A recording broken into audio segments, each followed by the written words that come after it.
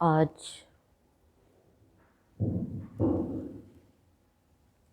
हम सभी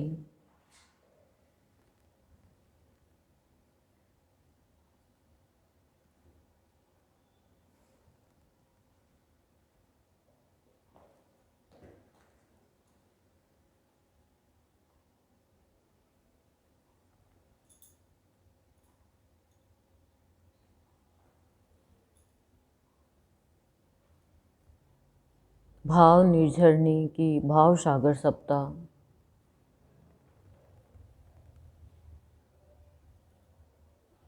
बाबा गुरुदेव की कृपा से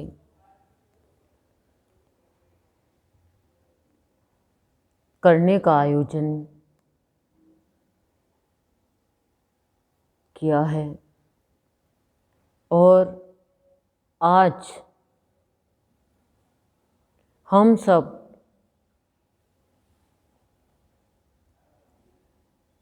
संत के भावों की सृष्टि में अपने जीवन को सार्थक बनाएं। संत ही वो ब्रह्म है जो हमारे जीवन में भाव की सृष्टि की रचना करते हैं।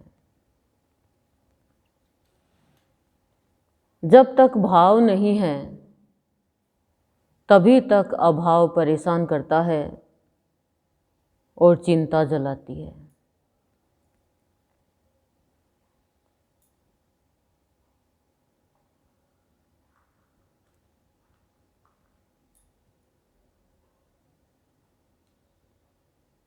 हमारे पीताम्बरधारी बाबा बलदेव दास स्वामी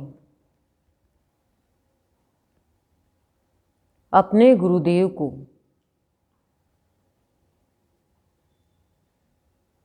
सबके कल्याण के लिए भाव प्रदान किया और गुरुदेव ने बाबा की आज्ञा अनुसार सबके कल्याण के लिए ही भक्ति की भाव दिया।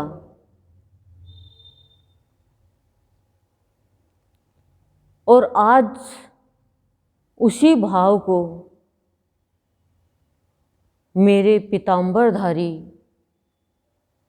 भाव योगी संत मुझे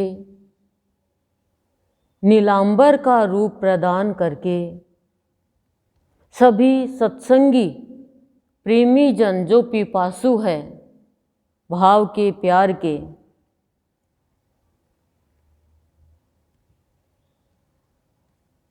उन सबको भाव निर्झरणी महान ग्रंथ की अमृत वाणियों का भाव सागर सप्ताह के माध्यम से अमृत पान कराने की महती कृपा कर रहे हैं।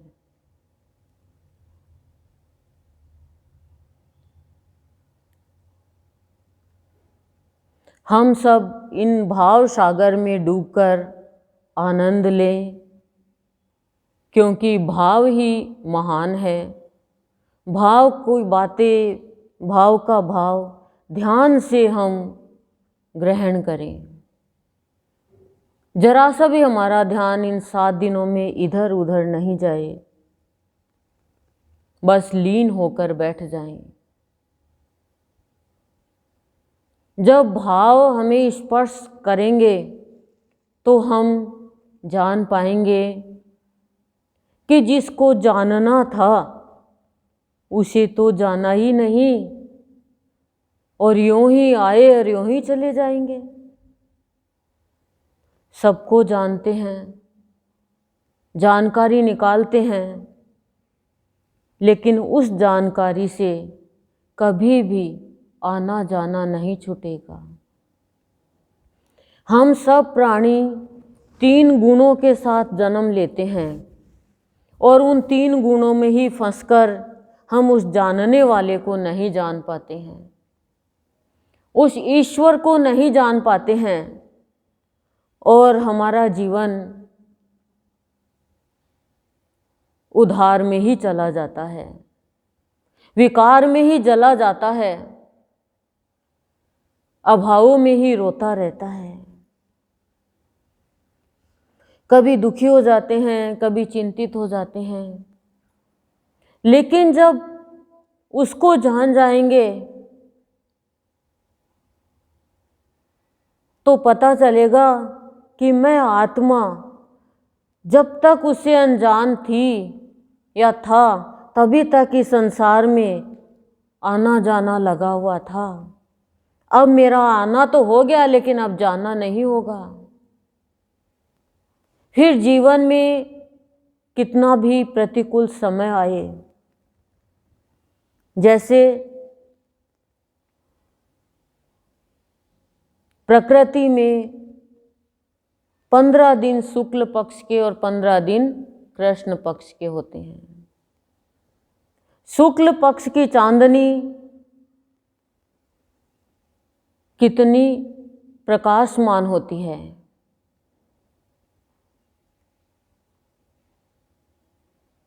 और कृष्ण पक्ष में चांदनी गायब हो जाती है, अंधेरा आ जाता है। आज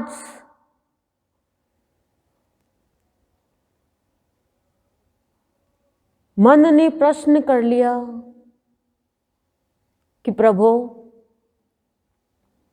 आपने शरण में लिया हम प्राणियों को, हम तो भटक रहे थे, और वो भी स्थूल में, स्थूल के लिए शरण में लेकर के हाथ पकड़ा, राह दिखाई। आपने जो ये महान ग्रंथ अपने पवित्र कर कमलों से हमारे लिए लिखे, ये अमृतवाणी, साहित्य और संतमणि के प्रवचन आपके श्री मुख से निकले हुए, जो गंगा से भी ज़्यादा पवित्र है, जो तीनों देवों से हमें जोड़ने वाली है, उनके बीच में ही इतने अवरोध आ गए कि हमसे ये कहा गया कि यदि भाव निर्जरणी भाव सागर सप्ताह आप करोगे, बाहर सत्संग करोगे, तो आपको पद से हटा दिया जाएगा, आप सत्संग कर नहीं सकते। अब किसी को ये कहे कि आप खाना नहीं खा सकते, तो क्या ये सही बात है? जगती और भक्ति का बैर देखा था, सुना था, लेकिन भक्ति करने वाले ही भक्त के अवरोध पैदा करने वाले तो अभी देखे। तब ये भाव योगी संत पीतांबरधारी और बाबा कल्याण करता दोनों ने आशीर्वाद दिया कि ये अज्ञानी जानते नहीं हैं कि ये कितना बड़ा पाप कर रहे हैं। जिसको इष्ट कहते हैं उसी की भक्ति में रुकावट। क्या चाहा था इनसे? सिर्फ ये कि आपकी भक्ति करें, जन जन में आपकी भक्ति से शांति प्रदान करें। गुरुदेव, जो मुझे शांति मिली, मैं जल रही थी इस जीवन में, भटक रही थी शांति की तलाश में, पर पता नहीं शांति मिलेगी कहाँ। रो रही थी अपनों के लिए, धक्के खा रही थी उन्हीं अपनों से, परिजनों से, मझधार में नैया पड़ी थी। उस समय इष्ट ने आकर के ऐसा स्पर्श दिया भावों का कि भीतर से झकझोर दिया और जगा दिया।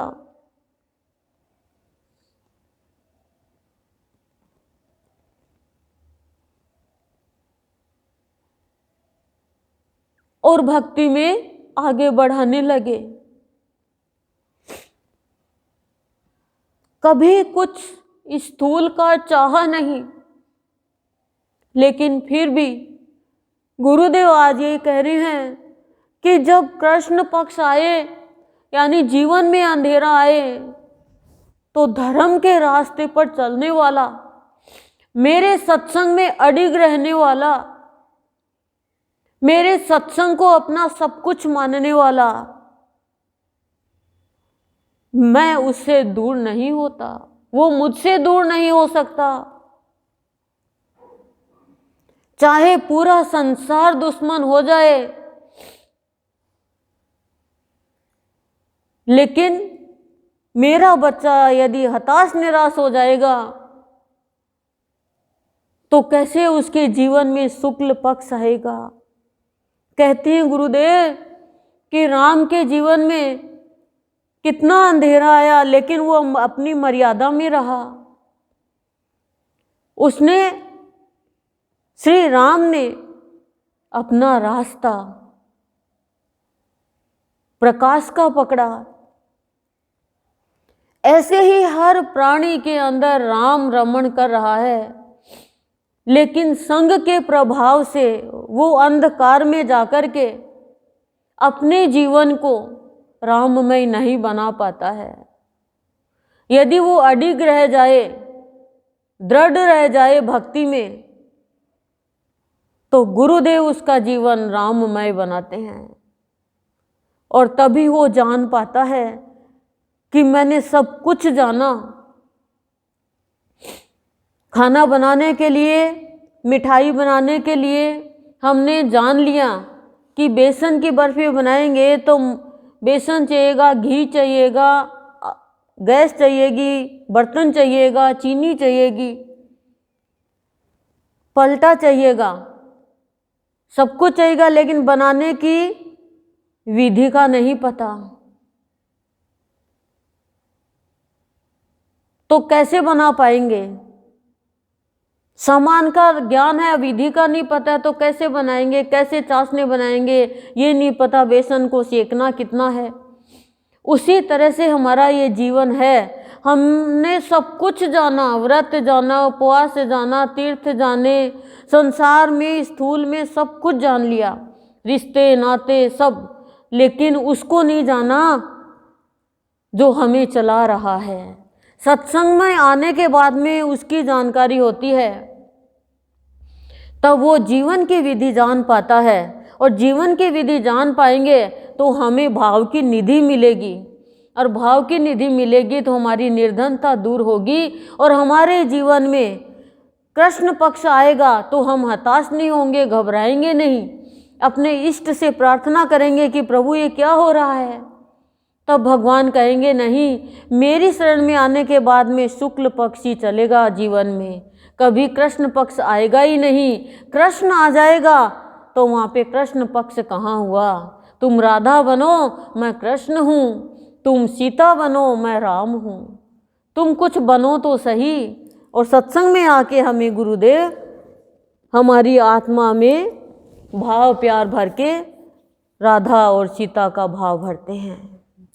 तो पीताम्बरधारी हमारे भगवान हमें भाव के माध्यम से हमारे जीवन का नव निर्माण करते हुए आज हम इस स्थान पर बैठकर बिना डरे, बिना चिंता किए, बिना अवरोध के, बिना विद्रोह के, बिना किसी डर के हम ये भाव निर्जनी भाव सागर सप्ताह कर रहे हैं। कह रहे हैं गुरुदेव कि अब तुम सारे मन की निकालो। देखो गुरुदेव ने हमारे लिए कितनी जल्दी स्थान तैयार कर दिया। तो इस स्थान का महत्व जाने और हम अपना स्थान गुरु के चरणों में बनाएं। आओ हम सब मिलकर भाव की बरसात में भीग कर, प्यार की बरसात में भीग कर, डूब कर, मझधार से इस नैया को निकाल कर सद्गुरु के सत्य के किनारे लगाएं और भक्ति का नारा लगाते हुए जीवन को सत्यमय बनाए इन 7 दिनों में।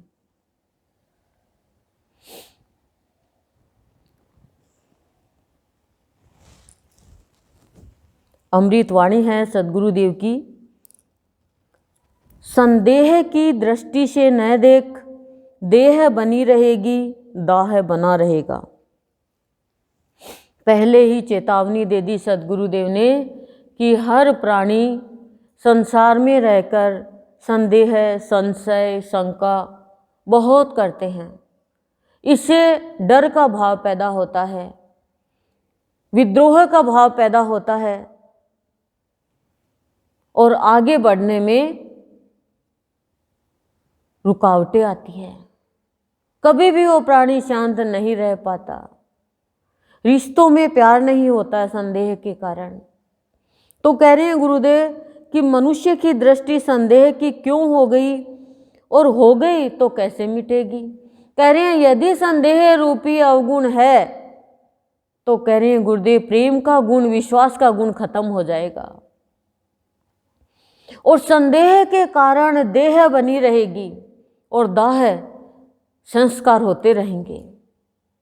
सबको जलाया जाएगा। दाह यानी भयंकर कष्ट, दुख, चिंता आती रहेगी संदेह के कारण और शरीर का ही भाव रहेगा। जैसे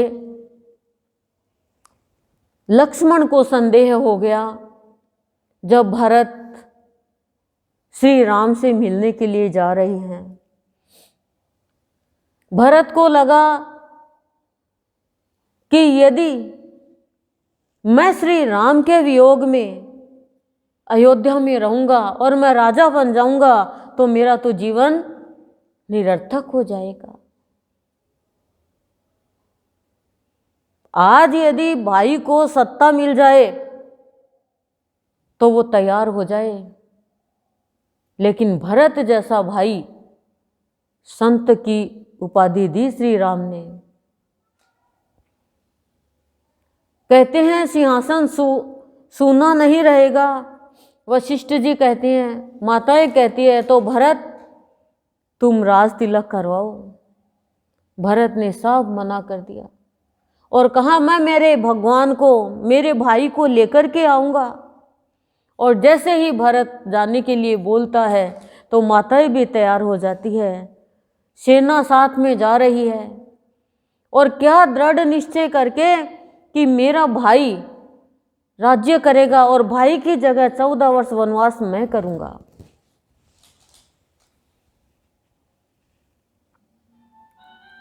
जैसे ही लक्ष्मण देखता है लकड़ी काटते हुए और कहता है भैया भैया, भरत विशाल सेना लिए हुए अपनी ओर आ रही हैं, आप मुझे आज्ञा दो, मैं वहीं पे रोक के उसको खत्म कर दूं। श्री राम ने कहा वास्तविकता जाने बिना ही कोई निर्णय देना ऐसे होगा लक्ष्मण जैसे घटा के बीच में सूर्य आ गया और रात्रि लगने लगती है।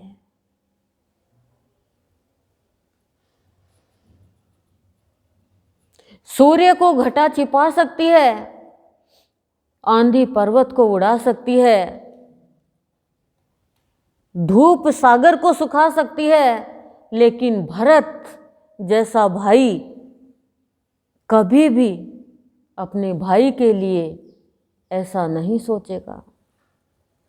मेरा भाई कभी भी सत्ता का लोभी नहीं हो सकता। इतना विश्वास श्री राम को।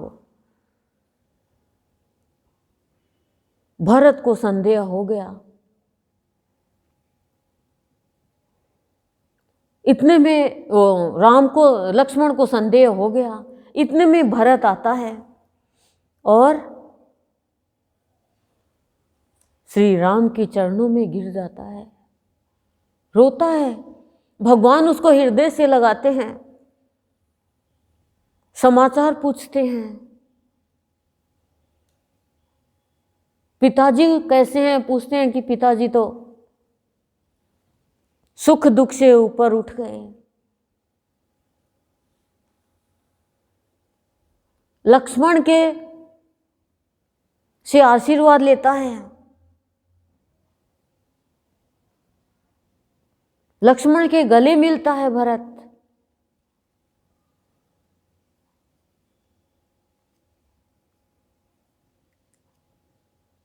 तब लक्ष्मण रोता है कि भाई मुझे माफ कर दो, मैंने संदेह किया एक धर्मात्मा के ऊपर, और इस संदेह के कारण लक्ष्मण की देह में दाह का भाव उत्पन्न हो गया, दुख और चिंता का भाव उत्पन्न हो गया, वो जलने लग गया। इसलिए कहते हैं किसी पे भी संदेह मत करो जब तक वास्तविकता नहीं जाने।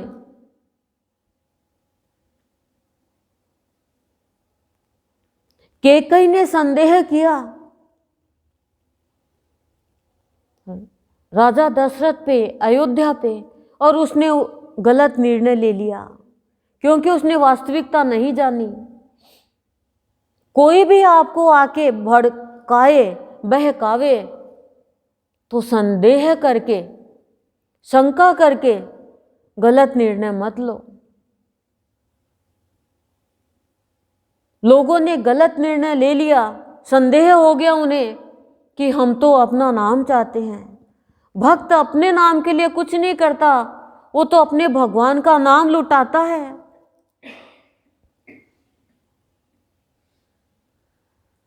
और संदेह के कारण गलत निर्णय ले लिया कैकेयी के जैसे कुछ लोगों ने, और गलत निर्णय का क्या प्रभाव पड़ा, उनके जीवन में सदा दाह बनी रहेगी और बार बार देह धारण करना पड़ेगा। क्योंकि हमें ज्ञान थोड़ी है कि किसके जीवन में क्या है। राम को संदेह हो गया कि तो साधारण प्राणी है और पाप हो गया उससे। संदेह एक महापाप है जो प्राणी को बार बार देह धारण करने के लिए तैयार कर देते हैं।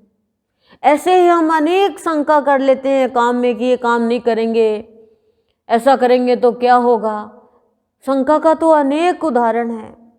तो कह रही हैं तुम इस बार बार देह धारण से छुटकारा चाहते हो, नहीं तो आप देह के भाव में आ जाओगे और इस देह में बार बार शव का भाव आकर के शव जलाते रहेंगे लोग और आप देह धारण करते रहोगे सिर्फ संदेह के कारण।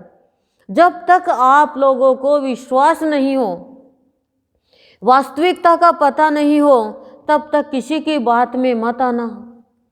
यदि बात में आओगे तो आपने प्रत्यक्ष उदाहरण देखा ही है अभी अपने सत्संग में। शंका के कारण ही तो ये निर्णय लिया गया ना कि निकालो इनको।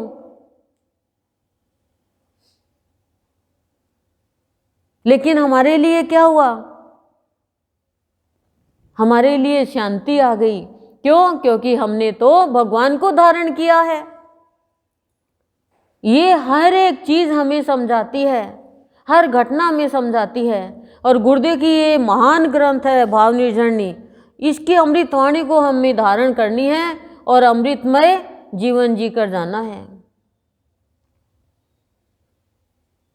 तो कह रहे हैं संदेह की दृष्टि से न देख, देह बनी रहेगी, दाह बनी रहेगी। मैं कुछ नहीं कर सकता, गुरुदेव कह रहे हैं यदि तुम्हारे अंदर संदेह है तो तुम्हारी इस देह में दाह का भाव रहेगा और देह के भाव में आप आ जाओगे, ईश्वरीय भाव में कभी नहीं आ पाओगे। सत्य के भाव में कभी नहीं आ पाओगे यदि आपने संदेह कर लिया, शंका कर लिया तो। इसलिए इन सत्संग जो है वो हमारे अंदर से शंका दूर करती है, संदेह दूर करती है, और तभी हम भगवान की भक्ति में लीन हो पाते हैं।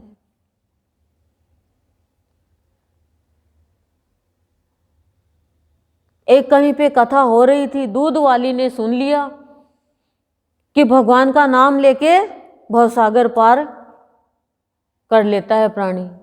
अब दूध वाली ने सोचा कि भगवान का नाम लेकर भवसागर पार कर लेते हैं तो मुझे तो गंगा पार करनी है, और वो भगवान का नाम लेके गंगा जी पे चलने लगी। संदेह नहीं किया भगवान के नाम पे, विश्वास था उसको और वो चली गई। एक दिन कथा में आती है और कहती है कि हे प्रभु, संत को कि मैंने तो दूध बेचते हुए आपका एक ही नाम सुना कि भगवान के नाम से भवसागर पार हो जाते हैं, तो मैं तो गंगा पार रोज करती हूँ, मेरे तो पैसे बच गए। अब कहने वाला तो सिर्फ कह ही रहा था, भगवान की शक्ति को जान नहीं पाया, कह रहा था वो। पर वो अनपढ़ ग्वालिन दूध बेचने वाली, उसने शंका संदेह नहीं किया और सुन करके चल पड़ी।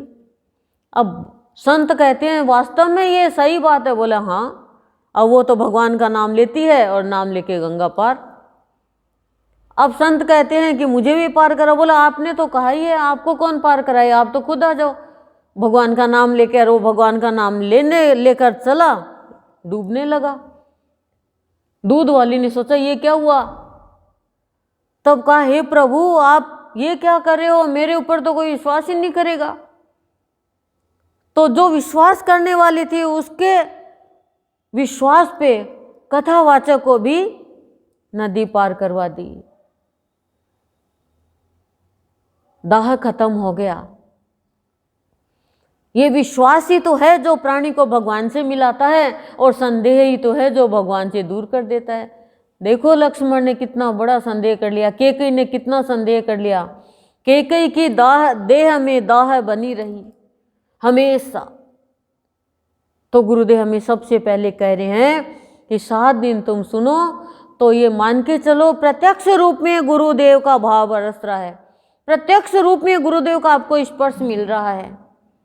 आप अनुभव करो। बस गुरुदेव से कहते रहना कि हे प्रभु मुझे आलस्य नहीं आए, नींद नहीं आए, मैं जितनी देर सुनूं।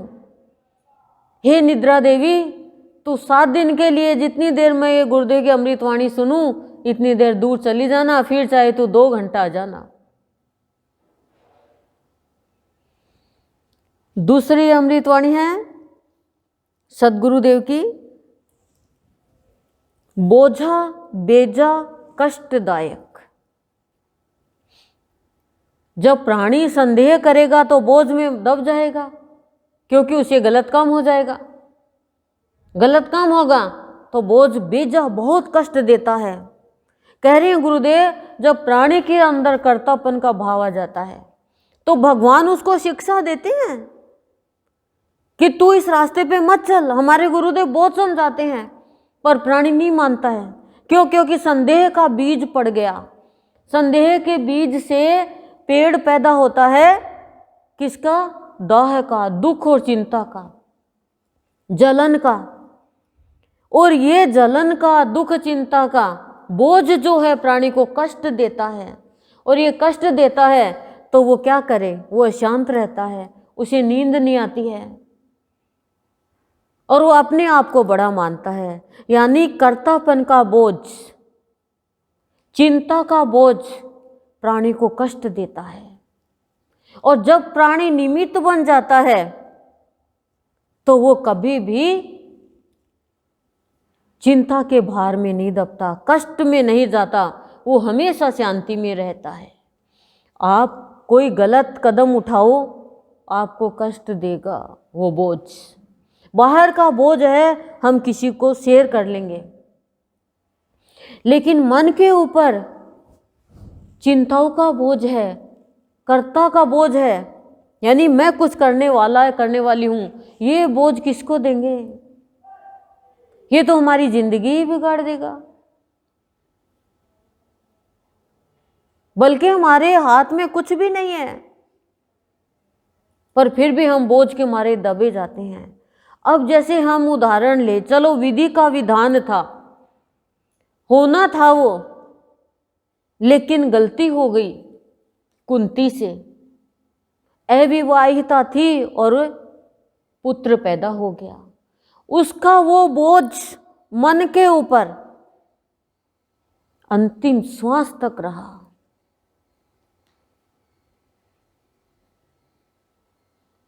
होना था वो, लेकिन उसने इच्छा जागृत करी सूर्य देव से जब दुर्वासा ऋषि ने मंत्र दिया तो। और उनका मंत्र ऐसा था कि सूर्य देव का आह्वान करे, किसी भी देव का आह्वान करे तो वो पुत्र देकर ही जाएंगे। अब लोक लाज के मारे कर्ण को पानी में बहा दिया। कर्ण आ गया तो कर्ण की पहचान कुंडल और कवच कुंती ने पहचान लिया, पर वो सबके सामने ये नहीं कह सकती मेरा पुत्र है। अब वो रोती है, दुखी होती है, कितना रोती है वो, माँ होकर और पुत्र को गले से नहीं लगा पाती, क्षत्रिय होकर उसको सूत पुत्र कहा जाता है, उसको अपमानित किया जाता है। बड़ा भाई है वो पांडवों का, लेकिन उन्हीं के सामने महाभारत में खड़ा है लड़ाई के लिए। दुर्योधन के साथ जाके मिल गया। ये बोझ प्राणी को, ये शिक्षा दे रही है बात है ये, कि जब प्राणी कोई गलत काम कर लेता है तो वो बोझ उसके जिंदगी भर साथ रहता है।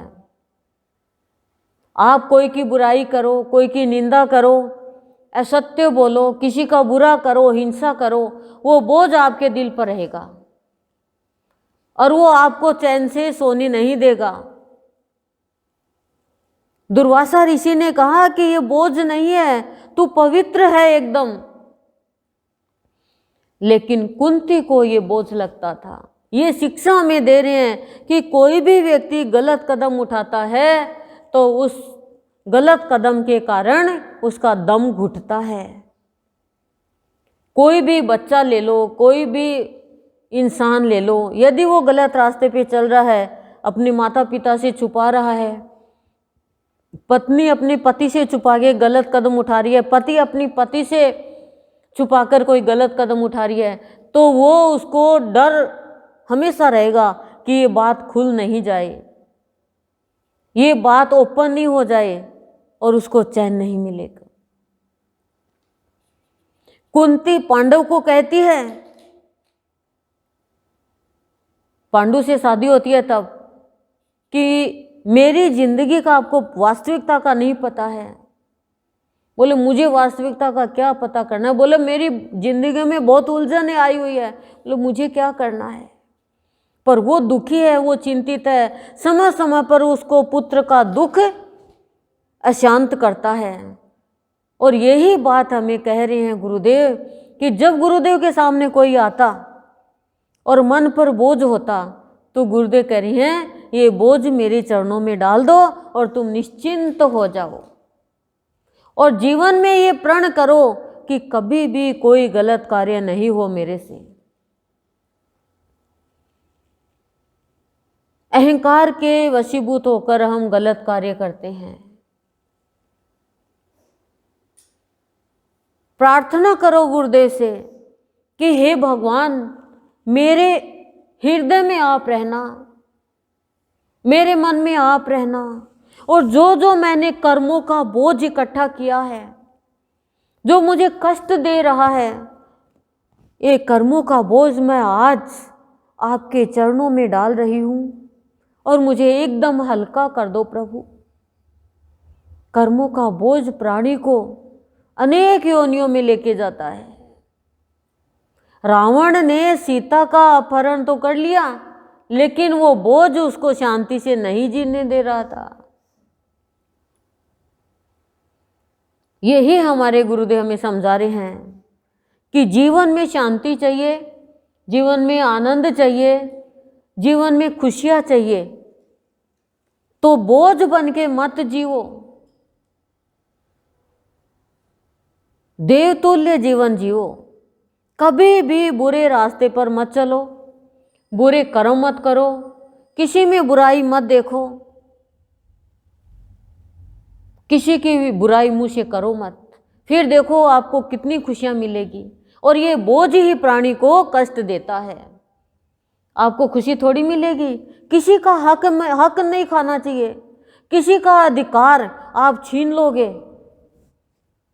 तो आपको कभी भी शांति नहीं मिलेगी। किसी का हक छीन लोगे, किसी का पैसा अधिकार में है और आप ले लोगे, छीना झपटी करोगे, तो आपको शांति नहीं मिलेगी। ये बोझ बन जाएगा आपका। 5 लाख रुपए भी कोई आपको कहे कि तू ले ले ये, और देने वाला देके और फिर मर भी जाए तो आपको लौटाना है उसे।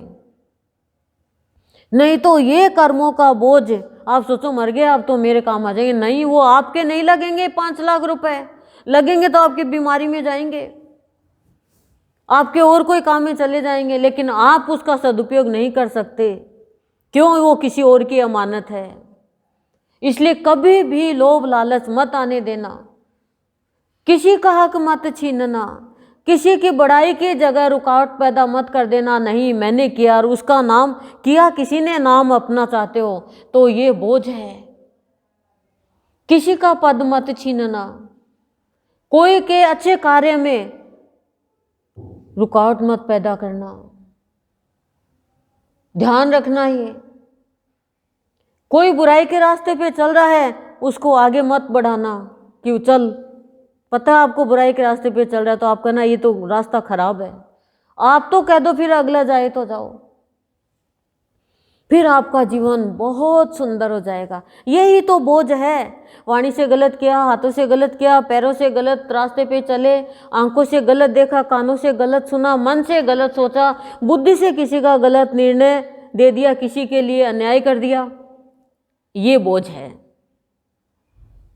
ये बोझ आपको चैन से नहीं रहने देगा और सत्संग हमें ये बोझ से दूर करता है और ये बोझ कष्ट किसी को भी नहीं देता है जो गुरु का अनुसरण करता है।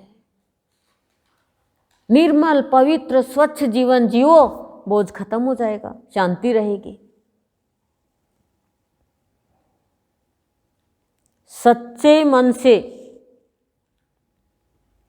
की गई पूजा, सच्चे मन से की गई साधना, सच्चे मन से की गई आराधना सफल होती है और ये आज प्रमाण है।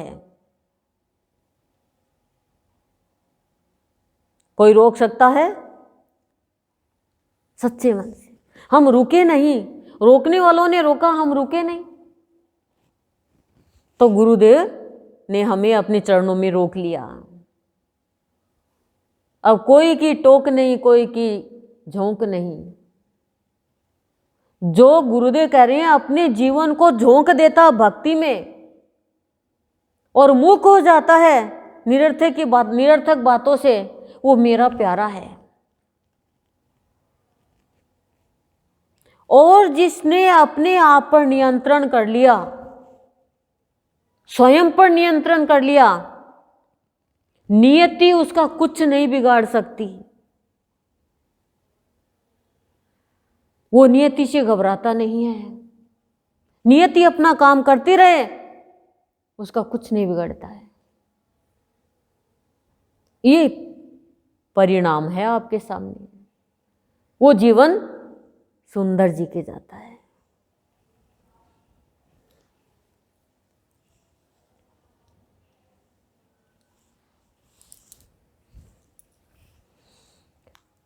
तीसरी अमृतवाणी है, व्यक्ति तैने क्या नहीं व्यक्त किया। प्रश्न कर रहे हैं, पशु की तरह गुर्राता है, पक्षी की तरह चहचहाता है, कृमि की तरह छटपटाता है, पत्थर की तरह स्थिर हो जाता है, फिर भी तेरा पता तू नहीं पाता, कैसा आश्चर्य। वाह,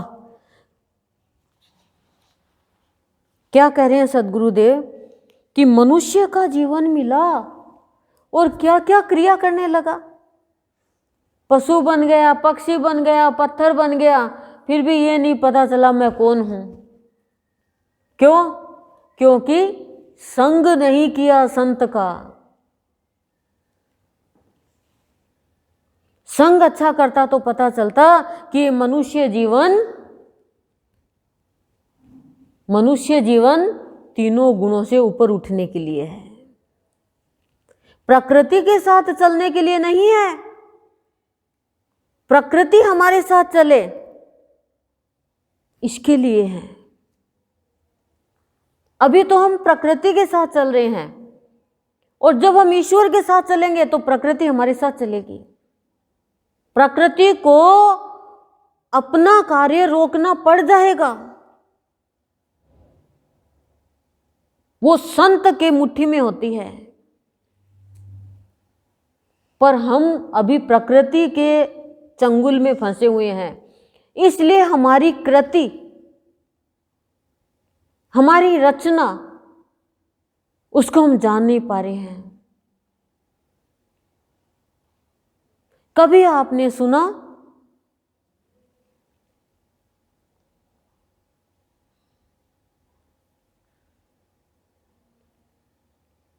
कि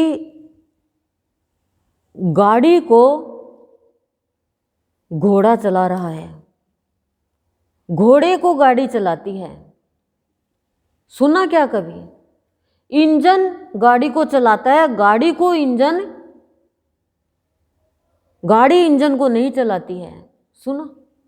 सुना क्या कि गाड़ी इंजन को चला रही है? ये प्रकृति गाड़ी है और ईश्वर इंजन है। ये हमारा शरीर गाड़ी है और इंजन हमारे हृदय में हमारा भगवान है।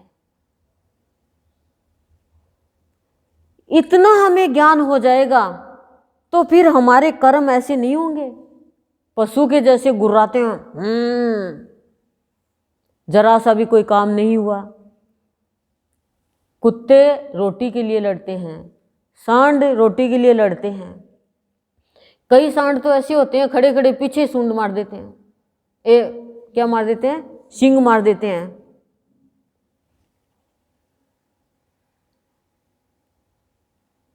क्यों लोग कुत्ते पालते हैं? अच्छा है, खाने को अच्छा मिलता है कुत्तों को। ये प्रारब्ध है। कुत्ते पालना, बिल्ली पालना, तोते पालना, ये प्रारब्ध है, ये पीछे के कर्म है। नहीं सभी पालने लग जाए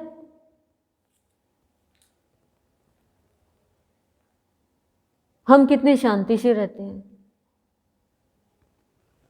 घर में किसी सत्संगी को कहा कि कुत्ता ले आते हैं पिल्ला एक, तो कहा आप लोगों की तो इतने की रोटी बनाती हूँ, उनकी कौन बनाएगा? आप लोगों को बनानी है तो ले आओ, मैं उसको नहीं खिलाने के लिए दूंगी।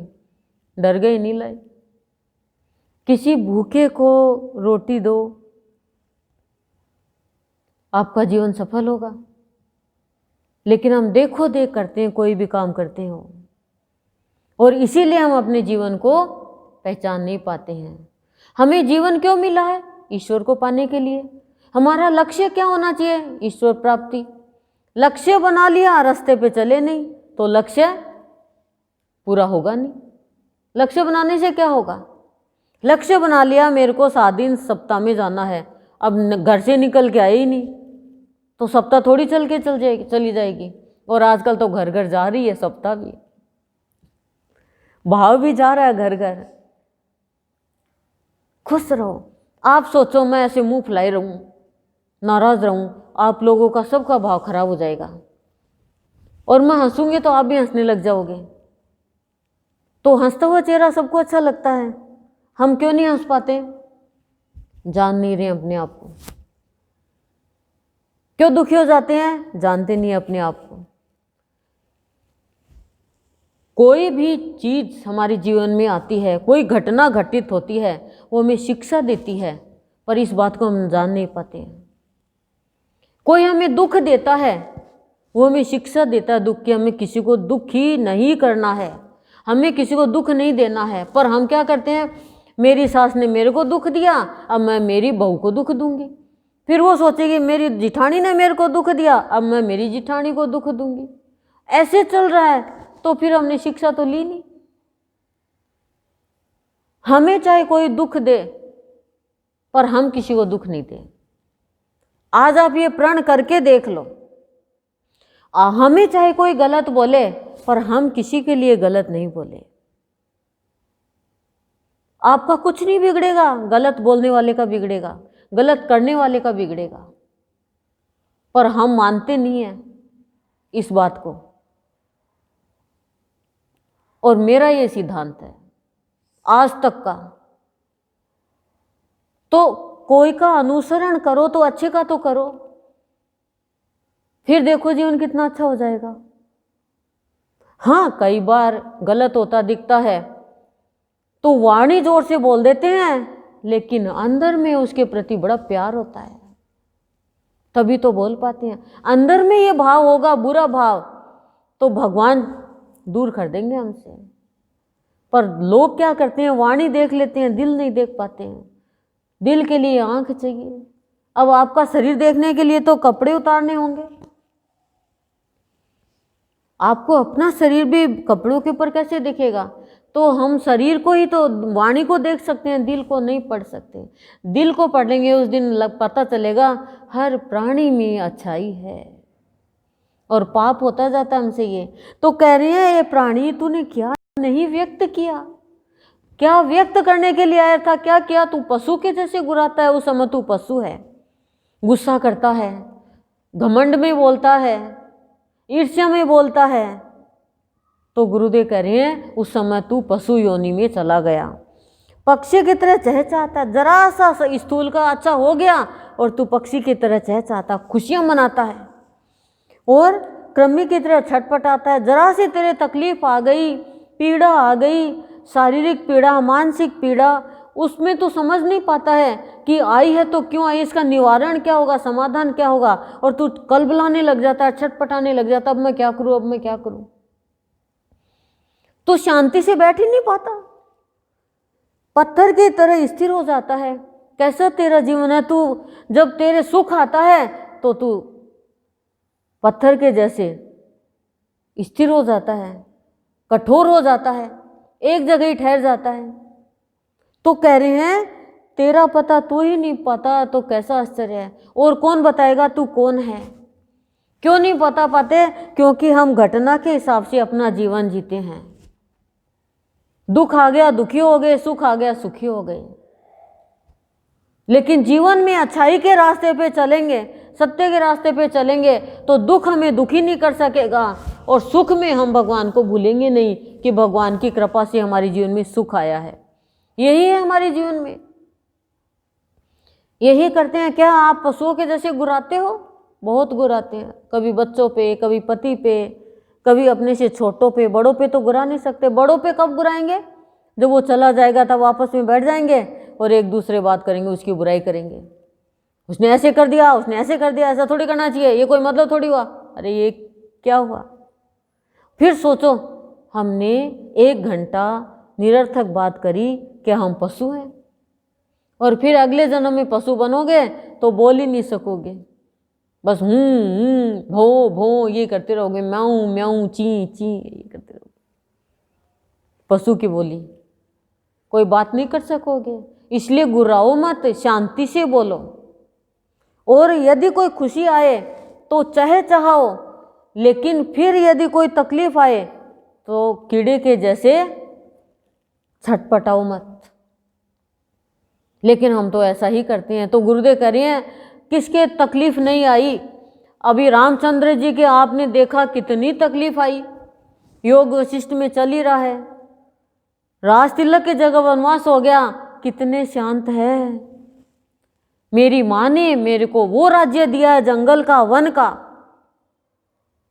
मैं तो धन्य हो गया। माता से केकई से आशीर्वाद ले रहे हैं और हम तो बात ही नहीं करें, मां का मुंह ही नहीं देखे। बोलो पशु के जैसे गुर्राए क्या? मंथरा आके कहती है कि राम लड्डू खाओ कि मेरा भरत राजा बनेगा, तुमने तो सोचा ही नहीं होगा ऐसा। बोले नहीं दाई माँ, आप विश्वास करो, मैं तो हमेशा भरत को ही राजा बना हुआ देखना चाहता था। जो बुरी दृष्टि देखने वाली थी उसकी नीची गर्दन हो गई। तो कह रहे मीठा मुंह करो। बोला नहीं दाई माँ, आप अपने हाथ से मीठा मुंह कराओ मेरा। जब लड्डू खिलाती हो तो वाह, तीनों लोगों का आनंद आ गया। कितना शांत स्वरूप है, वो ही पर ब्रह्म परमेश्वर का हमारा रूप है। लेकिन हम नहीं जान पाते हैं उस रूप को। क्यों? क्योंकि हम जब से समझने लगे हैं भोग भोग भोग, संसार मेरा मेरा मेरा, बस यही इसी में लगे रहते हैं। त्याग की भावना ही नहीं है, खाली भोग की भावना। कितना भी हमारे जीवन में आ जाए, लेकिन हम कहाँ समझ पाते हैं कि मेरे साथ कितना जाएगा। जितना मैंने सत्कर्म में लगाया, समय का सदुपयोग हो रहा है, ये भला हो रहा है हमारा। तो कह रही हैं राम से शिक्षा लो, श्री कृष्ण से शिक्षा लो, हमारे गुरुदेव और बाबा से शिक्षा लो। कितना लोगों ने सताया, लेकिन गुरुदेव ने हमेशा शांति धारण कर ही रखी। और गुरुदेव ने कहा लड़ा तो सड़ा, लड़ो मत उगले। शांति से क्षमा किया उन्होंने। क्षमा का भाव जब आ जाएगा तो आप जान पाओगे कि आप पर ब्रह्म परमेश्वर का रूप हो, और वो गुण आप में आने लग जाएंगे। छोटी छोटी बात पे गुस्सा मत नहीं करोगे, छोटी छोटी खुशियों में खुश नहीं होगे, छोटी छोटी बीमारियों में, आदि व्याधि में कीड़े के जैसे छटपटाओगे नहीं। भक्ति के लिए पत्थर के जैसे स्थिर नहीं होगे, फिर आगे बढ़ोगे, आगे बढ़ोगे। स्थिर ही होना है तो भगवान के चरणों में स्थिर हो जाओ। उसके लिए तो चंचलता और बाकी पत्थर के जैसे कठोर हो गए, एक जगह पड़िए। तो मनुष्य जीवन के महत्व को जानो और समझो, तभी जन्म लेना सार्थक होगा।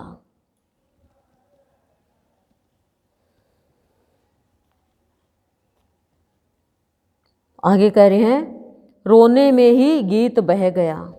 चेतावनी दी है कि रोने में ही गीत बह गया। ये प्राणी, ये जीवन मिला है, क्या रोने के लिए मिला है? रोता हुआ आया, रोता हुआ ही चला जाएगा। खुशियां मना, जीवन में खुश रहना सीख, प्यार कर, खुशियां मिलेगी। क्यों नहीं प्राणी हंस पाता? क्योंकि प्राणी की वृत्तियां दूषित है, परोपकार नहीं कर पाता अपने जीवन में। बुराई के रास्ते पर चलकर कोई भी प्राणी हंस नहीं सकेगा। सब कुछ है लेकिन दूसरों से जलता है, दूसरों से ईर्ष्या करता है, तो वो प्राणी रोएगा। कोई धन के लिए रोता है, कोई मान के लिए रोता है, कोई पद के लिए रोता है, कोई किसी के आगे बढ़ने के लिए रोता है, कोई ईर्ष्या में रोता है। ये रोना ये प्राणी को खुश नहीं रहने देगा। लेकिन एक बच्चे को देखो, ये रोना नहीं है बच्चे का। बच्चे का रोना क्या है? प्यार का रोना है खाली। संसार में कुछ लिया, ये ईर्ष्या का रोना नहीं है। रावण कैसे रो रहा है, कैसे रो रहा है वो, पर मिला क्या उसको? सीता मिली क्या? और सीता तो मिली मिलाई थी, यदि उसका भाव अच्छा होता तो प्राणी के अंदर विचार खराब है, प्राणी के अंदर प्राणी के कर्म खराब है, प्राणी की भावना खराब है, तो वो प्राणी को रुलाती है। तो कह रहे हैं रोने में गीत बह गया, यानी दुख चिंता में, रोने में, आदि व्याधि में जिंदगी बीत गई तो जीवन पाना सार्थक नहीं हुआ, जीवन व्यर्थ ही चला गया। क्यों चला गया? क्यों चला गया? क्योंकि आहार निद्रा भय मैथुन में लगा रहा। भक्ति करता, सत्संग करता, आनंद मिलता, शांति मिलती, सबको खुशी देता, सबको प्यार देता, अच्छे रास्ते पर चलता, सबको चलाता, तो जीवन में आनंद आता। अरे रोकर तो आए थे, रोते अब तो हंसते हुए जाओ। तो हंसेगा वो जिसके विचार शुद्ध, शांत, सात्विक होंगे, जिसका कंट्रोल अपने ऊपर होगा। दूसरों पे तो कंट्रोल करना चाहते हो और खुद के ऊपर कंट्रोल ही नहीं है, जो मन में आया बोल दिया। अब आप किसी को गलत बोलोगे, आप किसी को रुलाओगे तो आपको रोना पड़ेगा।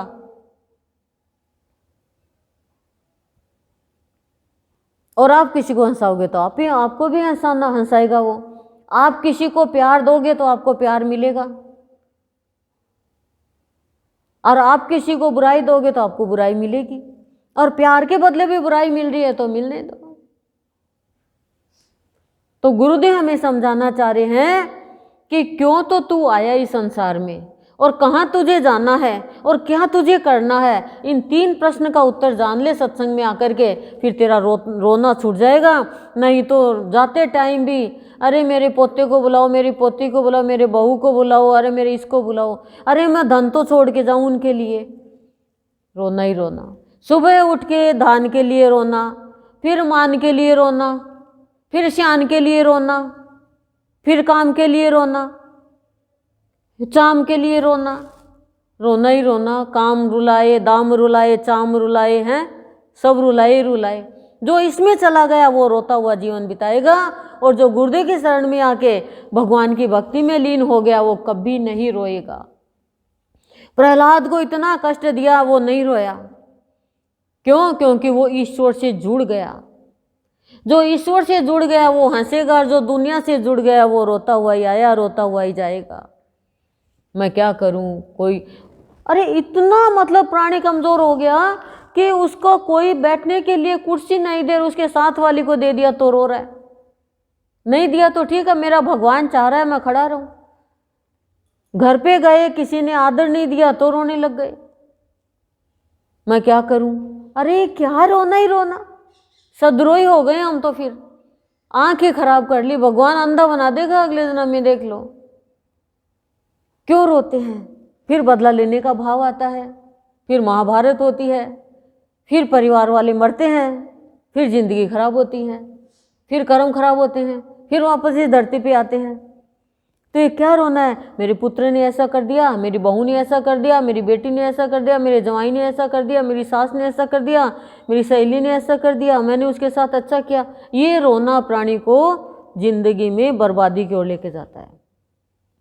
जिसने जो किया अच्छा किया, नुकसान हुआ प्रभु तेरा, लाभ हुआ प्रभु तेरा।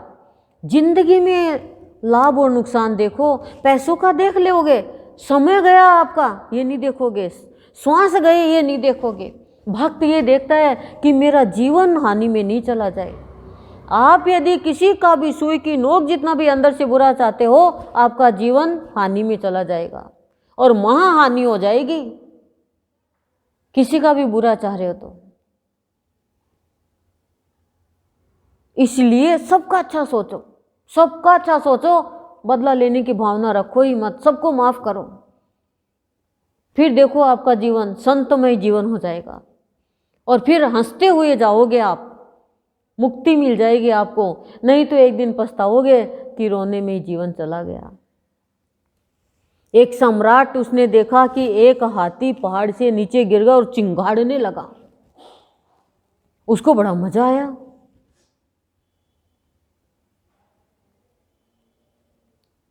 क्रूर था वो, उसने एक एक करके 100 हाथी गिरा दिए। बड़ा मजा आया उसको, अच्छा लगा उसको। ये क्रूरता मनुष्य को अंत में रुलाती है। दुर्योधन की जिंदगी रोने में चली गई,